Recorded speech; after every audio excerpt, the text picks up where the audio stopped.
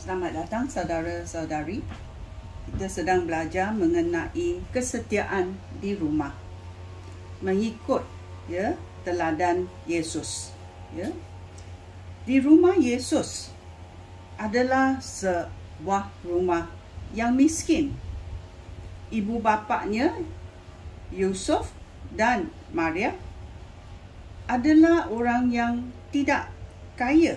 Mereka miskin. Tetapi mereka gembira.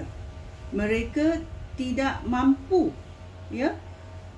mengorbankan domba untuk upacara penyucian, tetapi mereka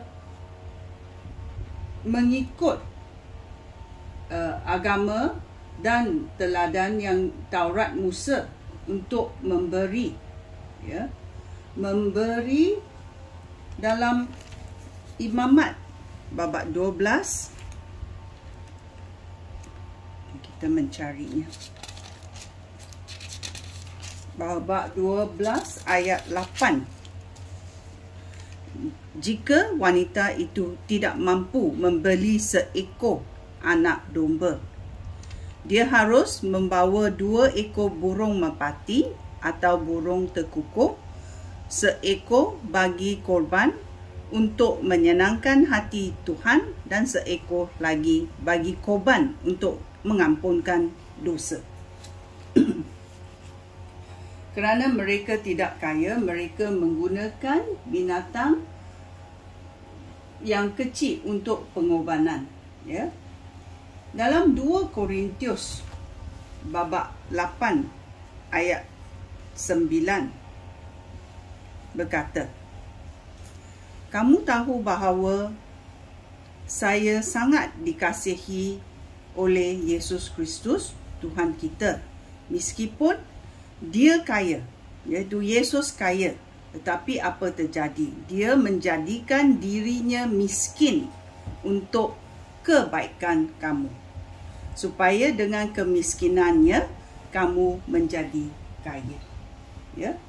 Dengan pengorbanan Yesus Kristus, kita tahu Tuhan adalah Tuhan yang mencipta segalanya, tetapi dia datang ke dunia manusia, dunia ini, untuk mengorbankan diri supaya kita yang miskin menjadi kaya, kerana dia curahkan darahnya untuk kita, untuk menebus dosa kita. So kita tahu pengorbanan Yesus Kristus adalah sangat-sangat kuat dan sangat-sangat baik, kerana kita boleh ditebus daripada dosa. So kita tahu keadaan di rumah Yesus, bukannya kaya raya.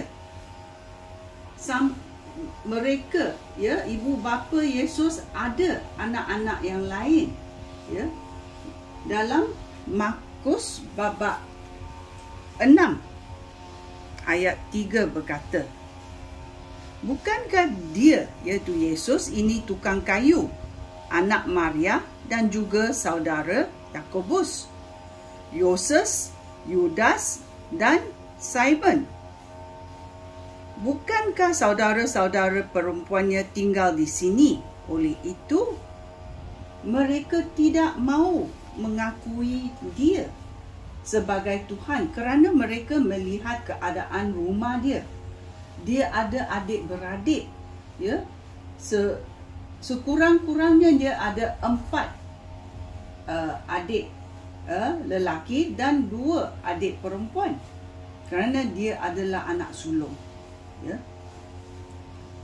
Oleh itu, kita tahu bahawa dalam keluarga Yesus, ramai dalam keluarga Yesus. So kita tahu bagaimana dia sebagai anak sulung mengambil beban yang kuat, kerana Yusuf mati, bapaknya mati dahulu, dan dia mesti memikul beban keluarganya, ya, dan menolong ibunya, dan mereka ada membuat menjadi tukang kayu, ya. Oleh itu kita tahu keadaan rumah Yesus, ya. Oleh itu dia banyak percubaan, ya. Ada adik-beradik yang melihat dia, dan pada permulaannya, ya, dalam pelayanan Yesus, adik-beradiknya tidak percaya kepada Yesus juga. Oleh itu mungkin ada kelahian, ada cemburu, ada banyak-banyak dalam keluarga, ya. Ada banyak-banyak yang diuji oleh Tuhan, tetapi Yesus juga tidak berdosa. So kita tahu dalam situasi rumah Yesus ada dicobai, ya, dalam caranya, dalam percakapannya, dalam pikirannya, dalam motivasinya, semua Yesus dicobai. Oleh itu Yesus tahu bila kita dicobai apa perasaan itu. Oleh itu kita tahu, ya, kelulusan Tuhan berlaku di rumah, kelulusan juga berlaku di tempat kerja kita. So kita tahu di dalam Ibrani babak 2 ayat 17. Ibrani babak 2 ayat 17 berkata, hal ini bererti dia harus menjadi seperti saudara-saudaranya dalam segala hal.